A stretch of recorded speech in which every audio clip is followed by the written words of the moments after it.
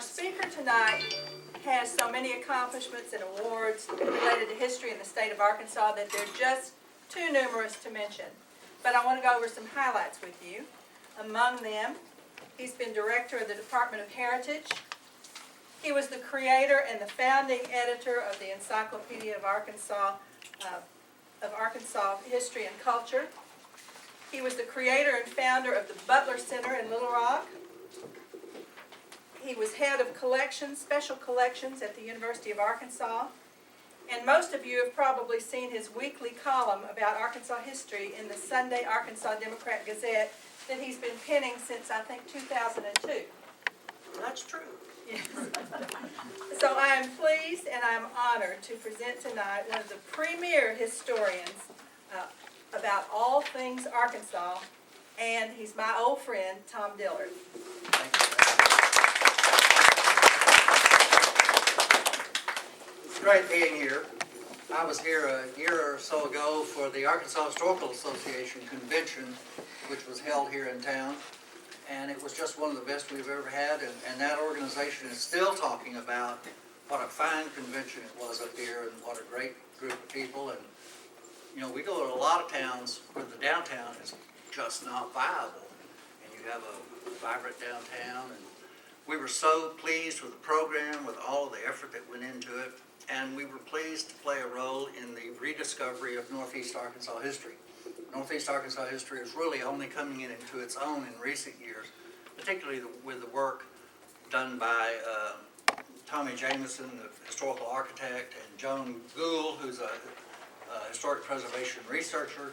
All kinds of amazing things are being discovered in Northeast Arkansas, and it's long past due, in my opinion.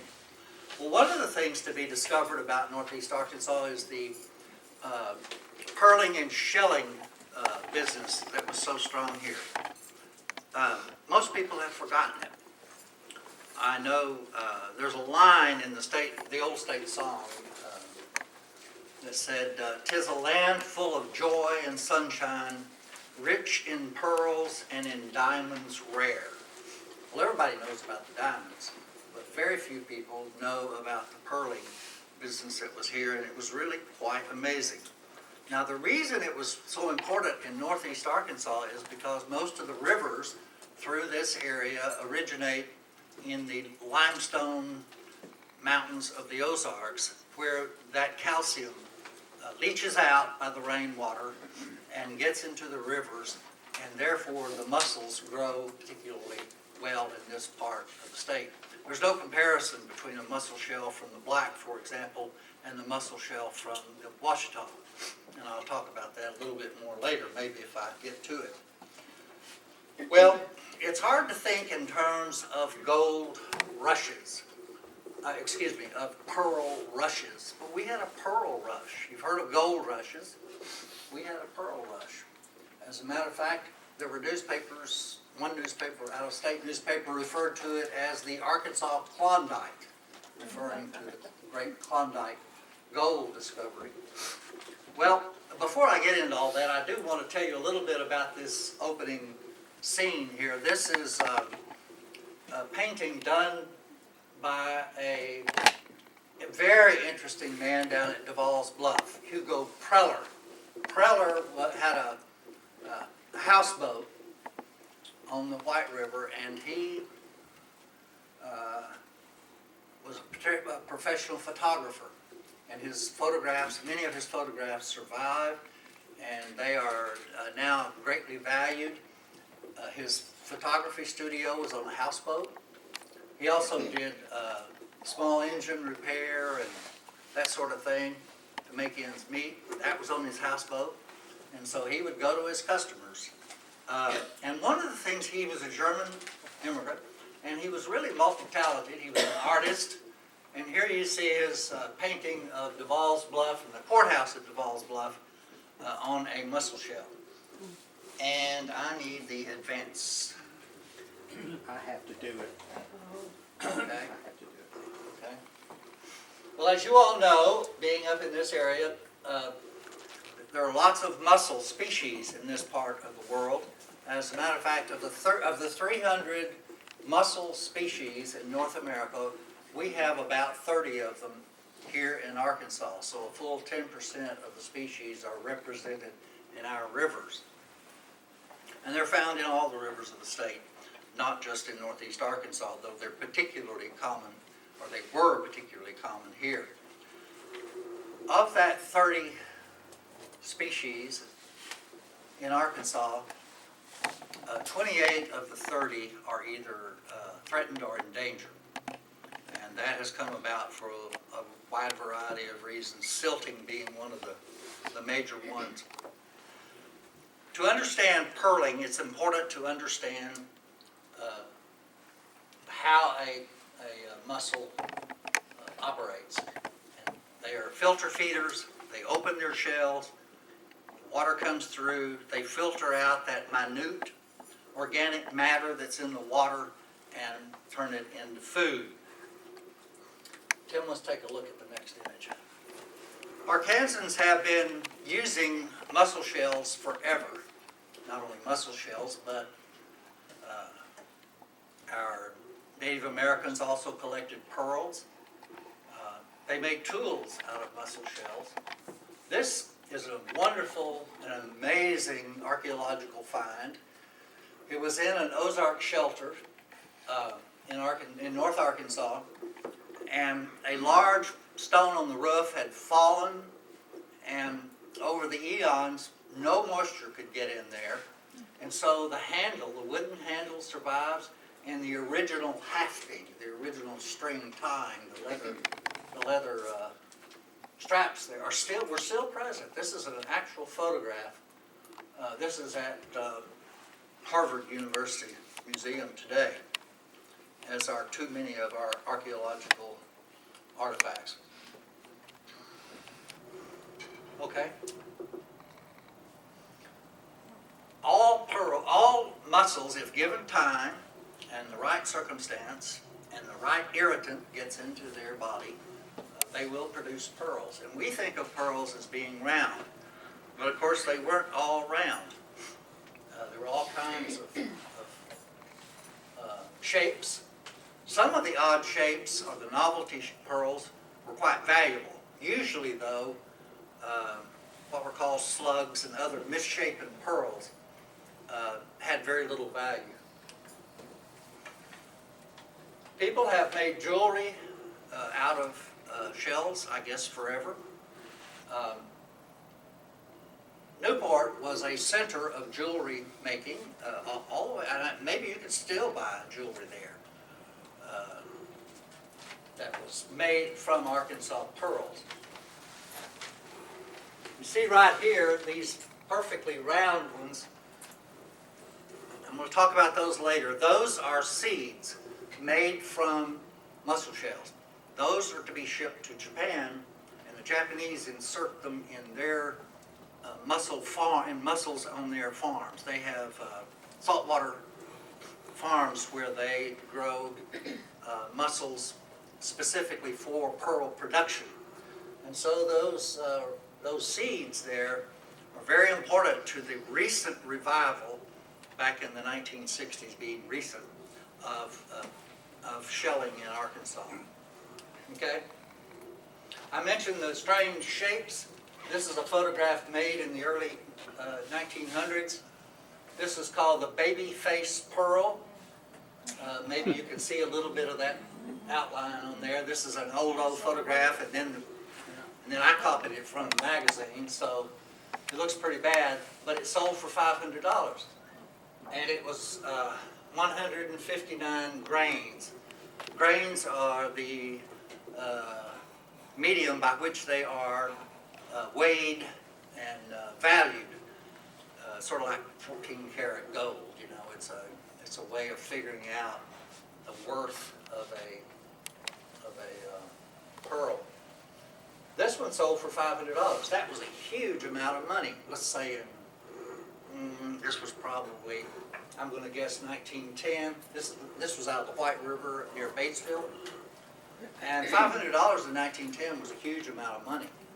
That was really big money. There are two schools of thought as to when pearling began in Arkansas.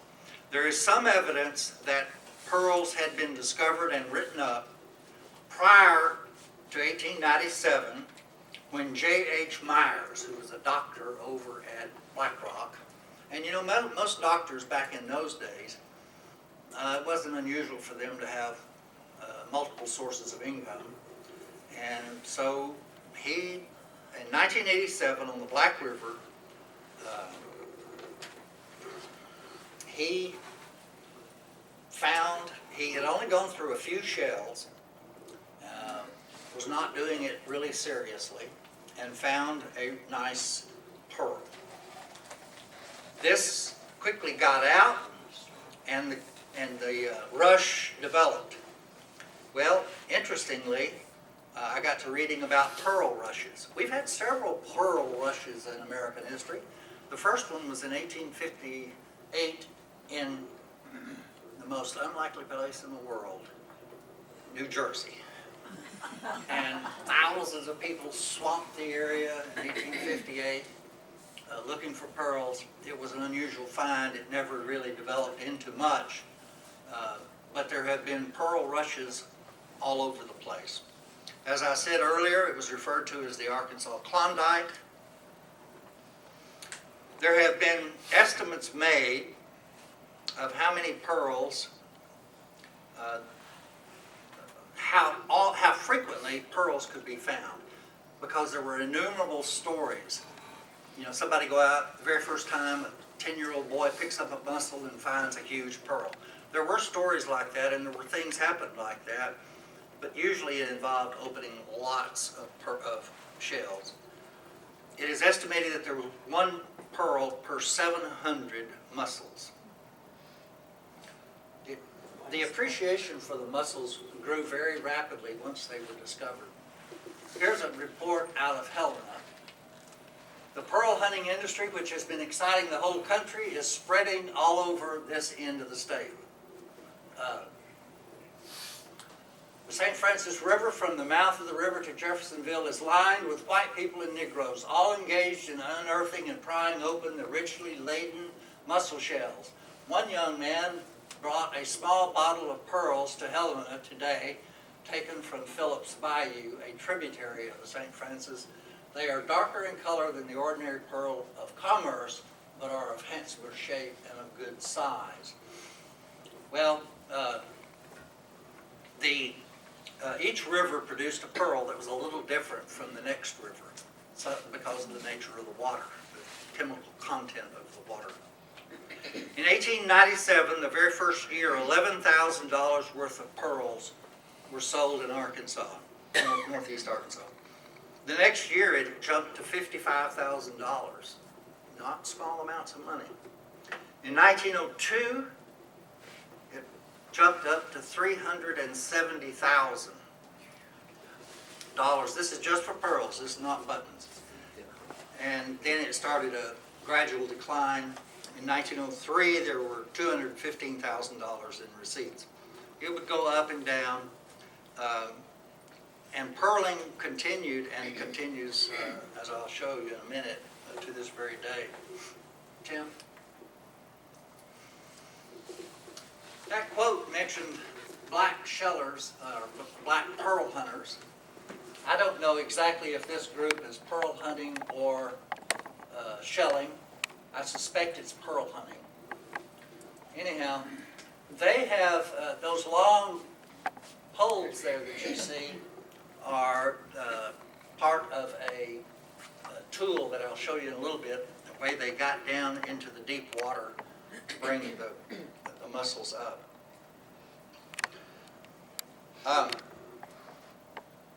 Next one. The pearl rush was accelerated by newspapers.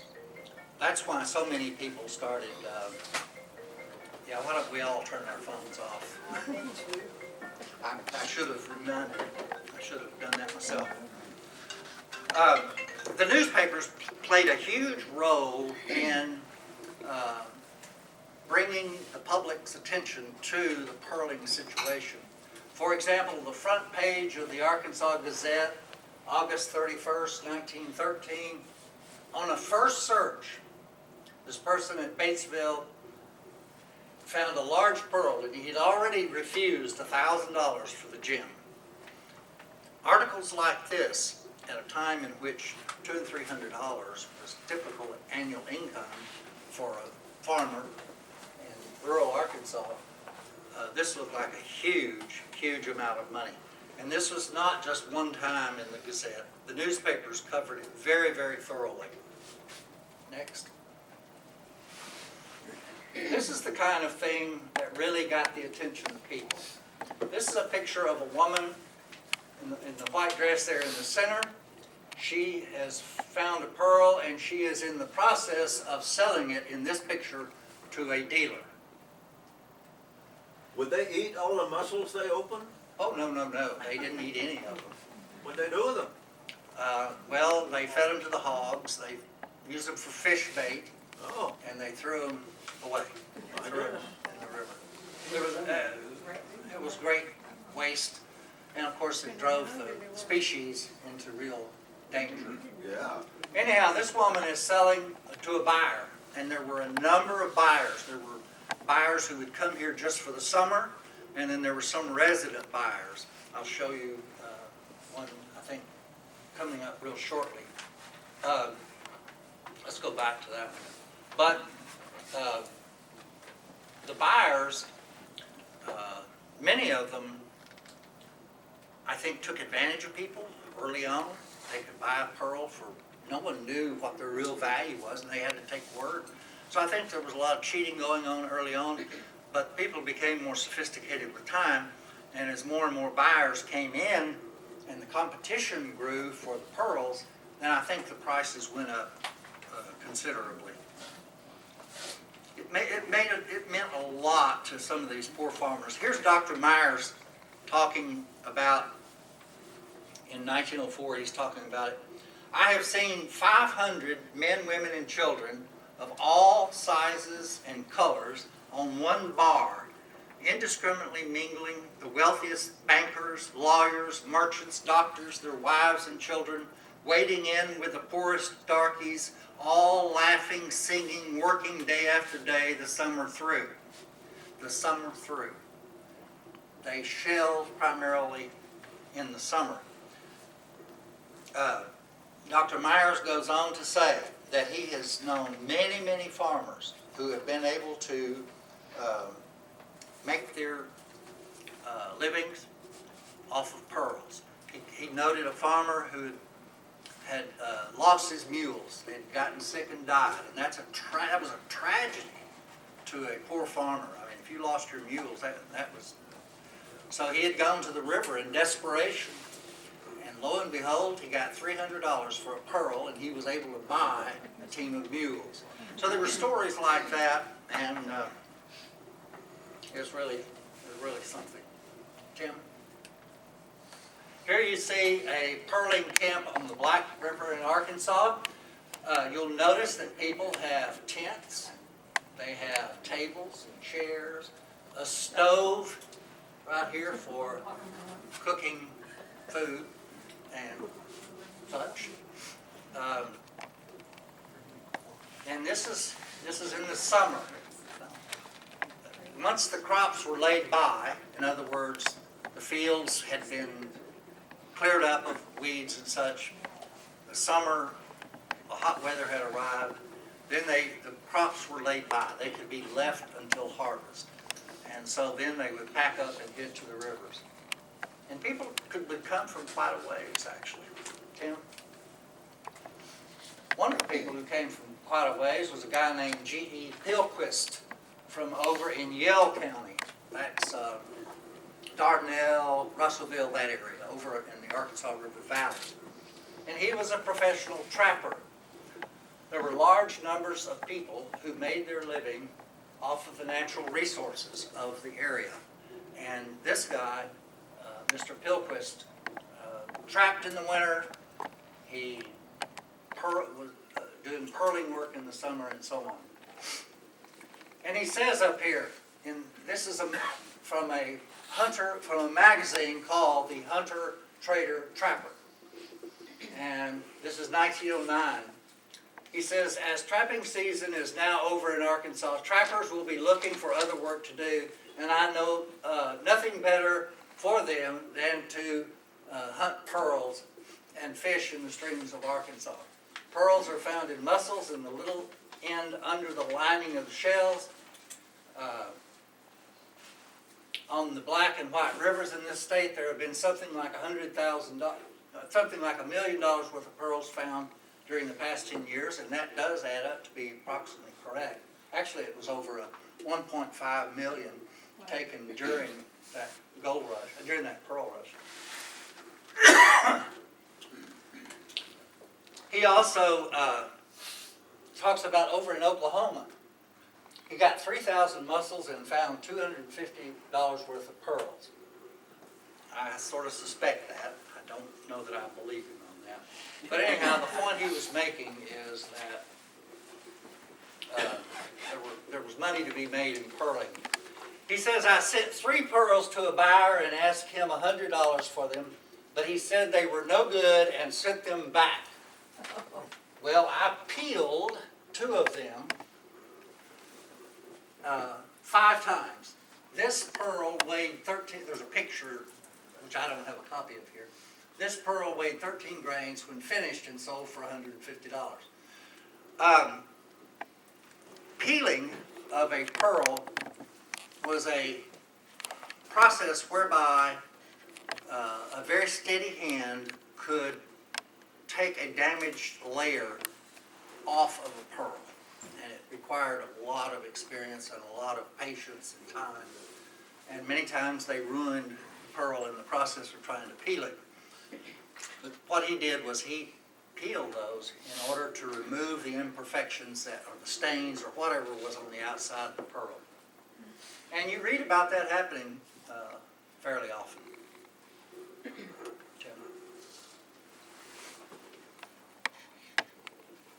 I sort of summarized these figures for you earlier, but it is staggering to see them. Okay? There's John Lorenzo Evans from Batesville. He was one of the big buyers in the state. And he didn't have the White River locked up, but the Upper White River, he really bought a lot of pearls. Next. Another buyer later was Saul Heineman from Newport. Newport became a real center for pearling, and later especially Newport was a center for shelling and button production. Here you see an article from the 1930s. There's a picture of Heineman and one of his divers on the White River. These diving outfits always scare me to see them because I can't imagine. I'll be reading you a description here in a minute. Well, I might as well read it now. This is a guy who's describing his diving mechanism. This is in 1919. A Michigan man has come down to get rich, and he used a deep sea diving equipment at Guyan on the White River to hunt for pearls. Little of his equipment was professional. Half of an oil tank with a garden hose affixed to the closed end and attached to an automobile tire hand pump on the other end of the diving bell, which the diver uses in his treacherous business. A helper in the boat pumps the air down the hose into the tank. 75 pounds of wire are wrapped around the tank to keep the diver down. In other words, to keep him from mopping up on top of the water. With a sack slung over his shoulder, he scoops up shells from as much as 30 feet down. And the White River and other rivers in this area could be quite deep in places for sure. Okay? With the passage of time and the decline in the pearling income, more and more people began to harvest mussel shells for buttons. America imported its buttons forever. And buttons were really, really important. They were a sign, lots of buttons were a sign of wealth. These little useless things here on our jackets, that's a holdover from that day when people would wear buttons gratuitously, all up and down their clothes. It was ridiculous. But it's one way of showing your wealth. Well, America was expanding, the population was growing dramatically, more disposable income, we needed more buttons. And a German immigrant named Bockel was the main person who really set up the button business in America. He immigrated from the Hamburg region and settled at Muscatine, Iowa. Almost all the buttons produced in Arkansas ended up at Muscatine because they did the finishing work up there. It cost very little to set up a button blank factory to make blanks. You could do it for a few $100s. But the process of taking that blank, and I'm sure I told someone earlier that bringing mussel shell blanks to Pocahontas is like taking coals to Newcastle, you know? But you all have, I'm sure, seen this sort of thing. But I'm passing these out because it reminds us of what the processing, how much processing was involved. These blanks had to be buffed. They put them in large, they look like concrete mixers. They would rotate them with ground up black walnut shells, and it would smooth them and everything. They also did the putting in the holes was done by hand. All of that sort of stuff. The finishing was done in Muscatine, and all the streets in Muscatine were paved by oyster shells. Mussel shells. Okay, transitioning from pearls to buttons. The way that these pearls were harvested after a few years involved having to go into deeper water because the families had cleared out the wading waters. You know, the kids and the grandmas and grandpas would go in and wade, and they cleaned out around the shores, so it was deeper water that they had to go to. And they used a braille with, this says 12 feet, up to 12 feet long. I don't think most of them were that long. And then they had these hooks coming, these lines coming down, and they had what were called crowfoot hooks on the end of it. And they dragged this through the water, and those bivalves, of course, are open. And when they feel something that might be a threat, they climb up, as the word implies. And so they harvest them. Next. Here is a man getting ready to put his braille into the water. He's got a pretty sophisticated operation there. That's not just your little flat-bottom boat. Many people work just from plain old flat-bottom boats, John boats. This is a larger still. This one shows multiple brails. You know, if he was able to get all those in the water and make it work, he would come up with a lot of mussels. Next. And here you see an individual, probably just a local farmer who's doing this on the side. And it looks like he has 2 brails that he's had out. And he hasn't gotten many really large ones, but he's gotten quite a few mussels. Okay? Here you see individuals looking for mussels using long, what they refer to here as scissor tongs. Great, long, huge tongs that went down into the water where it was deep, and they could pull them up. Very hard work. After a while, you know, they got really heavy as those poles soaked up water. Next, here's a dip net. This was commonly used especially by smaller operators, especially individuals who did it on the side. Next, let's go on.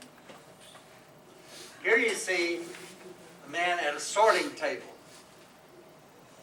He is separating his shells using the criteria that the button factories have given.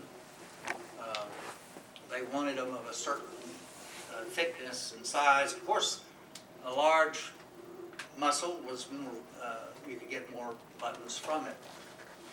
Anyhow, this is a sorting table, and he's using his son there to help.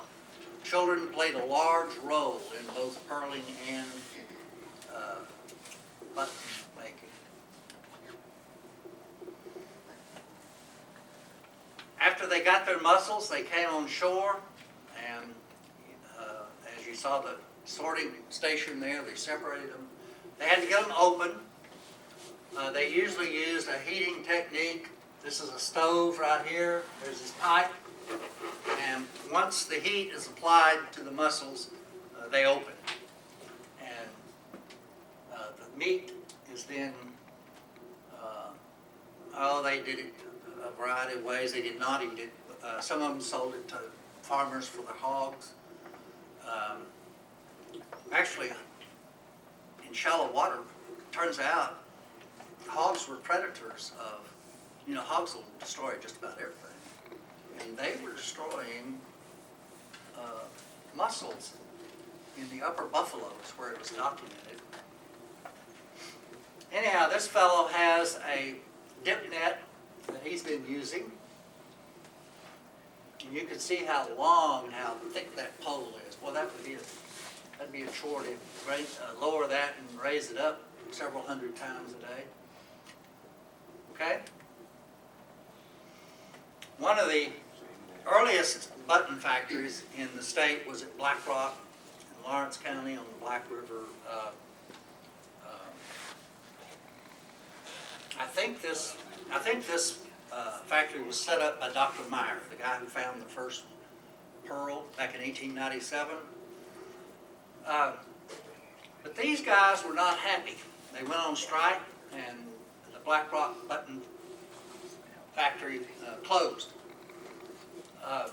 And then later it was reopened, and they did button cutting in this factory here all the way up to the 1950s, on and off. Sometimes they would close for a while. Okay? Cutting saw, there were many different styles. You have a wonderful facility here in the museum, an actual shelling station, a cutting house. It's wonderful to have that. And there's a cutting saw in there. The rotating blade is on the left side, and the handles there on the right is how they move the shell into the saw. And it took a skilled person. It took a long time to learn how to do it well. They were paid by the gross. A dozen blanks would get 2 cents. So they didn't get rich, but it was a time in which a little money would go a long way. Okay? Here you see a cut. I think this, if my memory is correct, this picture was made in the Black Rock cutting factory. There was, at first they did not use water to dampen the dust, and so dust was mussel dust was a big problem.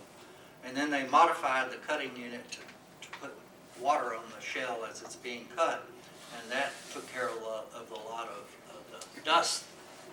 They sold that dust, by the way. And I tell you reluctantly that some of it was sold to meat houses for mixing with beef. Of course, it's a way to get extra calcium into your feet. This was 100 years ago, by the way. So you don't have to worry about that hamburger you had before you came here. So a skilled cutter could get 30 blanks out of a large shell. Now, that's how many there is in this case. Of course, many of the shells were way too small for that. Okay?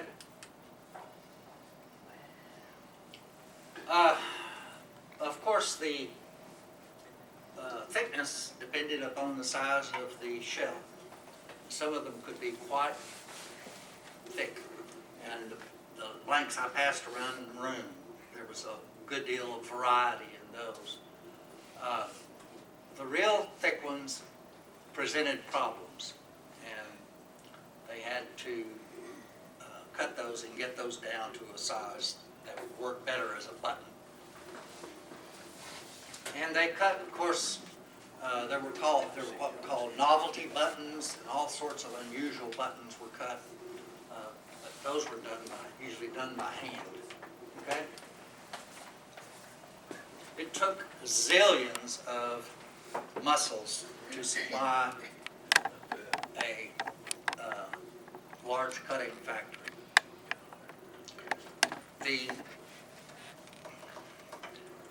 One of the factories at Newport had 30 employees, and they took 100, that one cutting factory used 100 railroad cars of shells a year. So these are a lot of shells.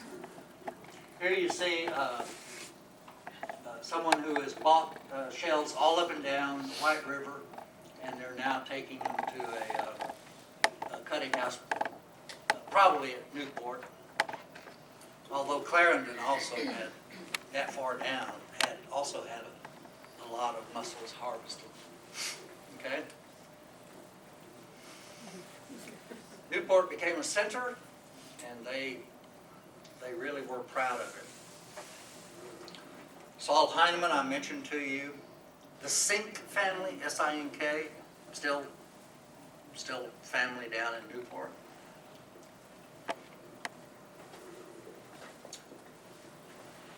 These people not only, Saul Heinemann and his compatriots, they bought shells. They would also buy pearls. Many of these people they were pretty aggressive business people, and they got out there. They found it. And Newport really took advantage of it. Here they're using it to promote themselves in an advertisement looking for, this was in an industrial recruitment publication. Okay? Well, as time went by, and it didn't take very long, this is 1902. Remember, the first pearl was harvested, or the pearl rush did not begin until 1897. And so here already, 5 years later, the New York Times is carrying an article about the depletion of mussels.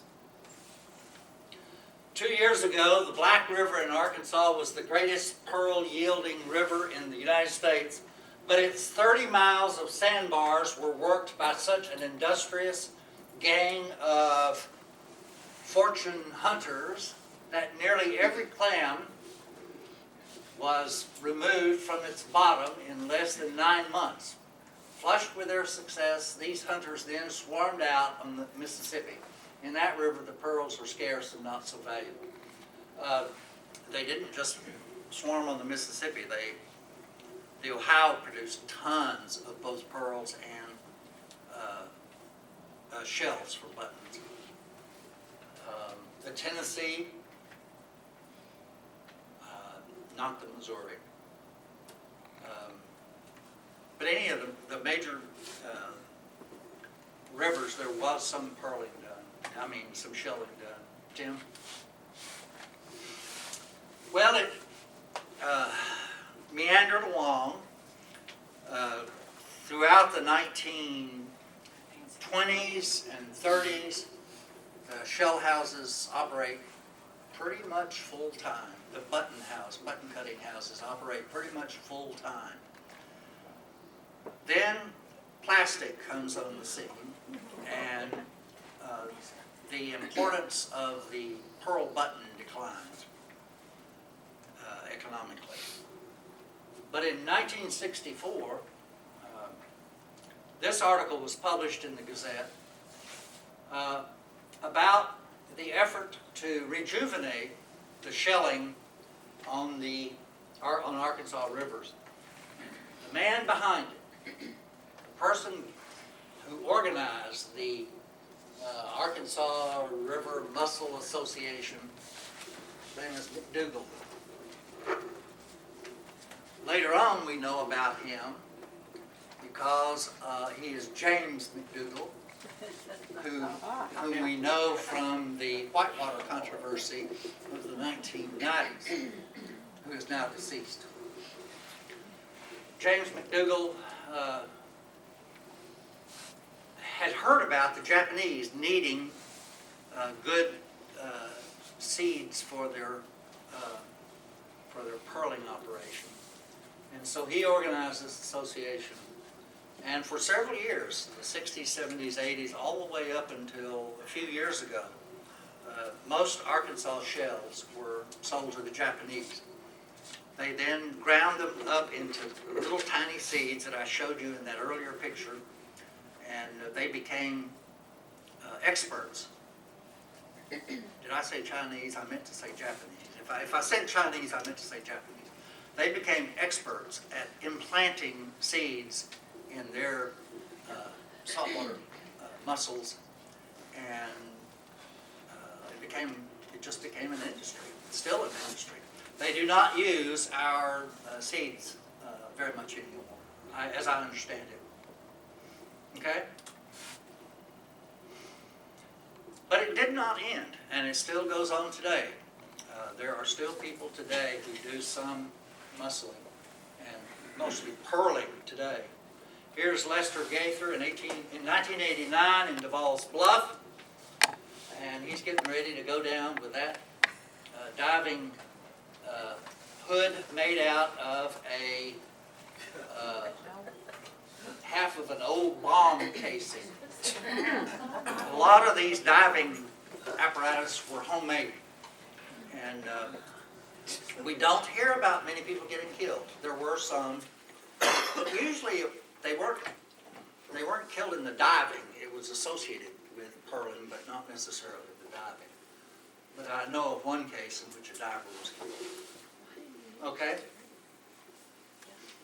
In 1987, at Clarendon, this very large, beautiful pearl was found.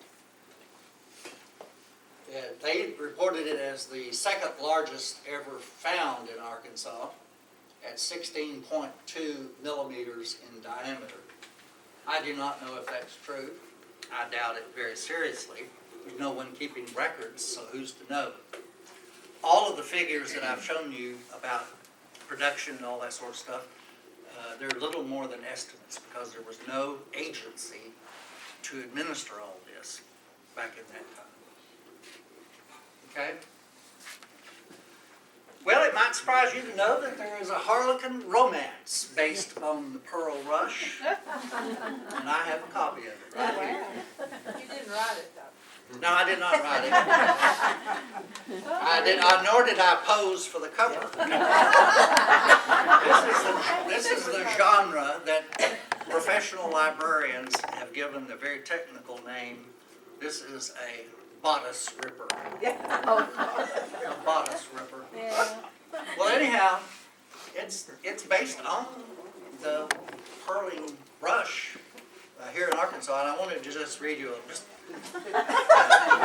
Very selective. I will be very selective. You'll have to check it out of the library to read the good parts. Each day brought new masses of pearl hunters to join the already teeming banks and frenzied prospectors littering the area. Jenna picked up bits of conversation here and there and learned that entire families had locked up their homes to take advantage of the pearl rush. Men boarded up their businesses, jerked their children out of school, and forced their wives to trade aprons for mussel knives. Hasty camps were thrown up along the banks, and bellowing children searched the sand for any sign of a pearl. From what Jenna could gather, whole towns had migrated to the White River. Well, I don't know that it was that, but it was there. And the Black River and Randolph County played a huge role in all of that.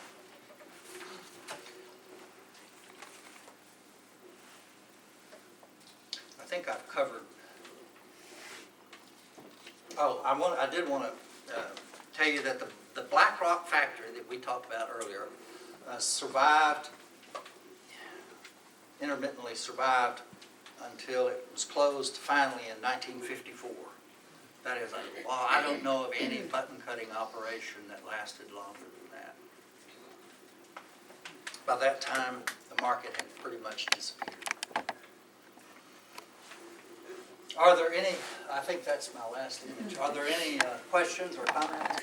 What did they do with the shell? How did they dispose of them? Did they make gravel out of them? I remember walking on down here with the train tracks. In Muscatine, Iowa, the roads, pictures show that the streets were pretty high, and that's because every layer of shells they put on their streets, the streets grew higher, so they're way up above the sidewalks. I think they were just disposed of the best way they could. Some were sold for to be made into chicken scrap poultry supplement, but they were generally discarded. And you have discards right here because I've had people tell me that over by the river they're still to be found after a flood or something like that. Someone else had their hand up. Yeah. Tom, Yes. is it true that the Arkansas pearl is among the crown jewels in England? Well, the question is, are there Arkansas pearls in the crown jewels of England? It is repeated so many times in the literature. But I don't know how you would verify that. So we can say it's from the Pocahontas Black River.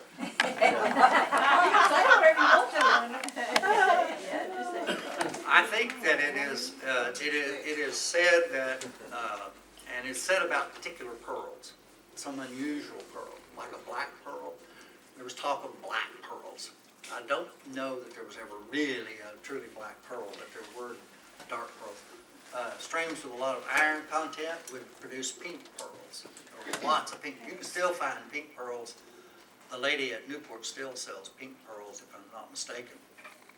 I speak about her as if she's still in business, and I might be wrong, but she was a few years ago because I bought my wife a pearl ring from her. Are there still mussels in the river? Yes, How are they they are. doing? They're not nearly as many as there used to be. As I said, all but 2 of the mussels in our rivers and streams are either threatened or endangered. Some of them very threatened, right on the verge of extinction. The clearing of our forest and the farming along the rivers and so on brought so much silting that had a big impact on it. And there was also over-harvesting. But I don't think the harvesting is the cause today. I think today it's siltation, chemicals, and that sort of thing. A lot of research being done on mussels. Mussels are a crucial part of the habitat of a river. It's real important to keeping a river clean.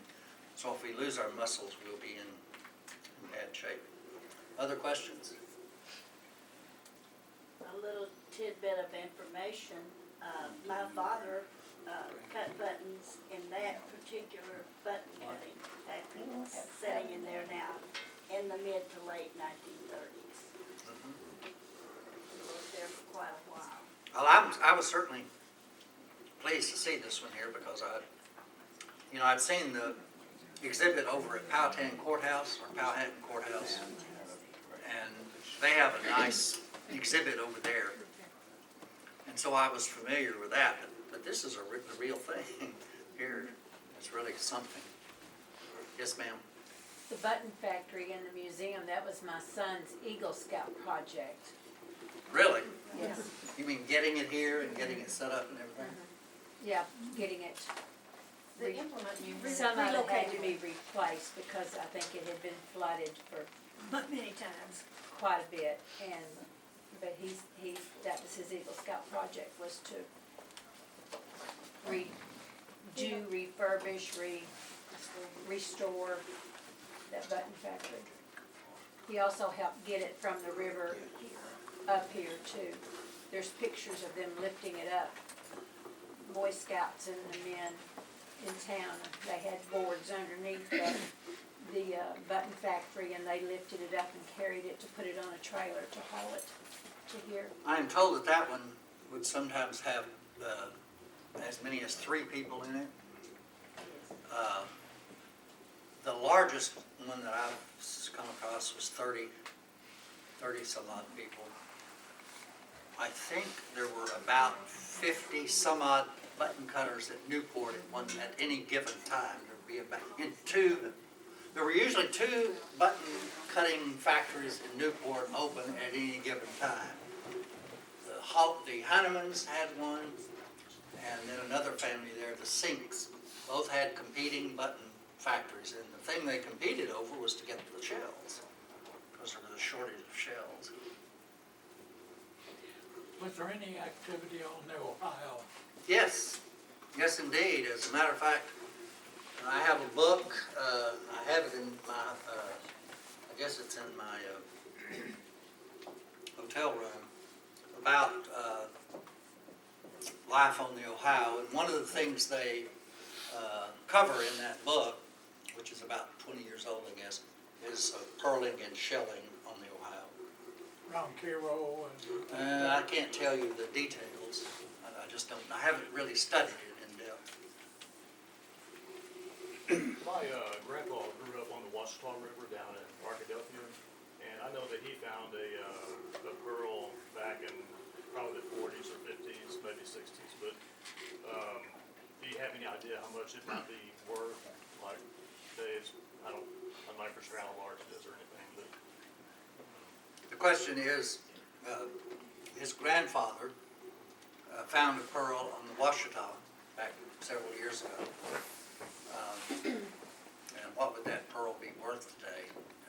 I have no idea. You'd have to take it to someone who deals in pearls and check with them. I would think that it would have some market value if it's got the luster and the size. People who bought pearls, they really graded them severely. They had to be perfect to get top price. If there's the slightest oval nature to them, that would decrease the price.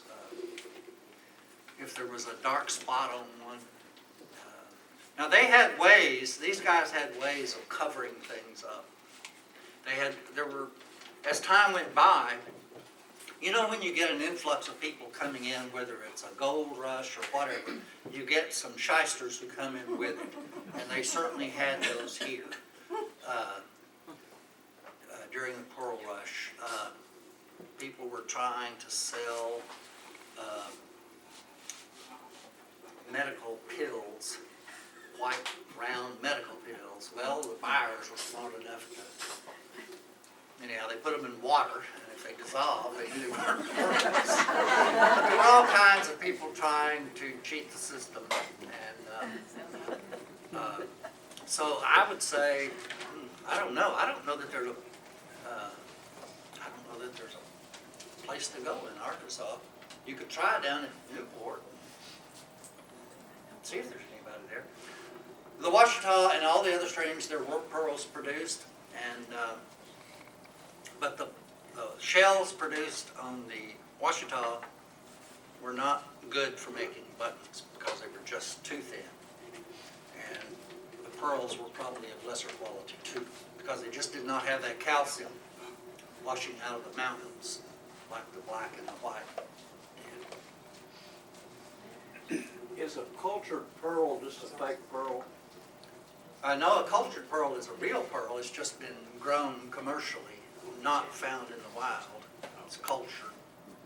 Is Now, a they cul- do make, Is a cultured pearl worth as much as natural? I don't know.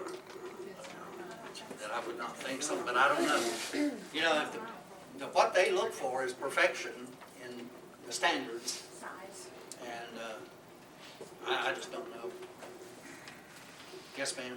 When they went from, after the main purling part of it ended, and they started doing the buttons, did they always use new mussels, shells, or did they go back and use some of those that might have been left over from all those years before? Was that ever a possibility, or did they not do that? I've never heard of it, Okay, using scavenge, yeah. old shells. You know, they last forever. I don't know why they couldn't. They do last a long time, but it might be that the chemistry of it changes. I just don't know. Okay. Did people in this area, I'm asking as much for the people here as I'm asking you, do you all know of people that have a large collection of real pearl buttons that ladies would have worn on dresses or men's shirts? We have a small collection of them here in the museum. I can pass some around. I meant to do this. Thank you for asking about that. These are pearl buttons. You will see that on a few of these, I have sewn them onto this card backwards so that you can see the remnant of the shell. Of course, ideally a button doesn't have any remnants of that rough shell on the backside of it. But they sold them all the time that had that there. You know, there's still people making buttons the old-fashioned way. I bought a sweater vest a few years ago, and I don't even think it was made in the U.S., and I looked at the buttons one day, and I looked at the backside of them, and there was some shell, the ridging from the shell was still there. Sir, you had your hand up. Did Pocahontas have a button factory here? Oh, yeah. And if they did, where was it located? That's the one that's, it was really a cutting operation. Oh. We did not really, we call them factories, but they were really cutting factories. We did not finish them here. A finishing plant was expensive because you had to have all the machinery. Was The that gentleman, factory down here with the railroad That station? was it. That's it? It's been brought up here. What I was gonna say is, we have, the Barnett family, Tom gave us some clothing in there that has some original buttons that their family made at the button factory here. So Really? we have some original buttons from here in there, even sewn onto clothing. The implement that you had earlier that was found, it was a rare find. Where was it? I wish I brought it. Oh, why didn't you bring it up? What was a rare find? The tool. The implement you had. It was a Harvard. Oh, the prehistoric, yeah, that hoe. The question is what? Where was it found? When? It was found in the 19-teens by an expedition from Harvard University Museum.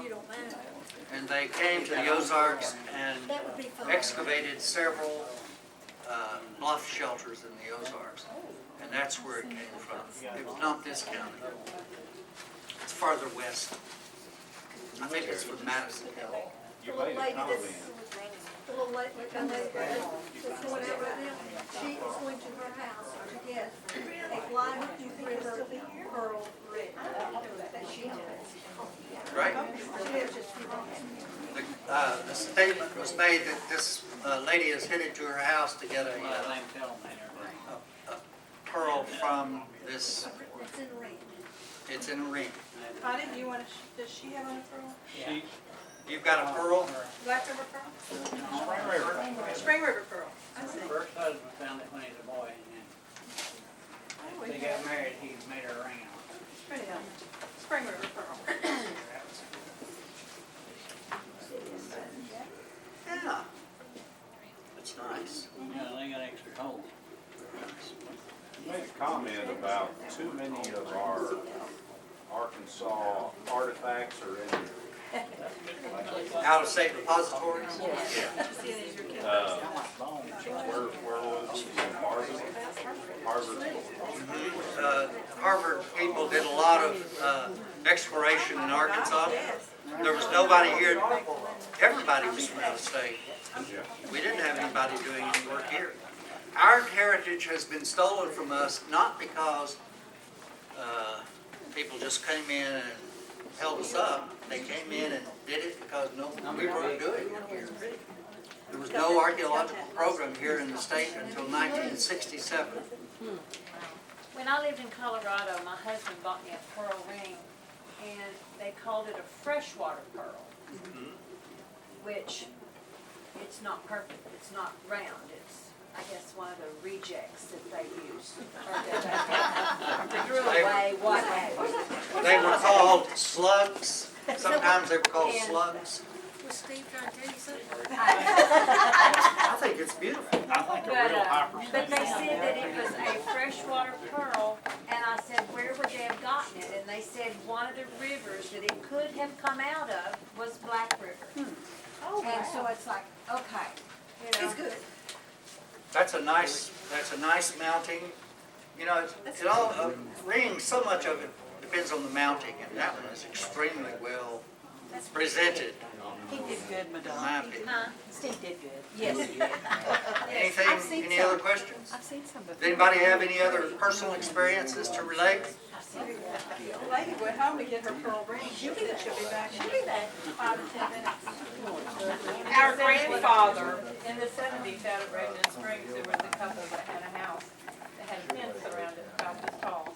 They had like 3 strands, and on each one of those strands they had tied shells with the holes cut out. And I remember that, and I thought, how strange that was.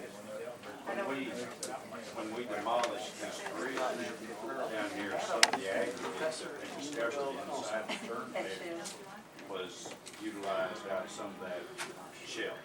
The concrete aggregate had shells mixed in with Yes, it. and we have an example of that that's supposed to be turned.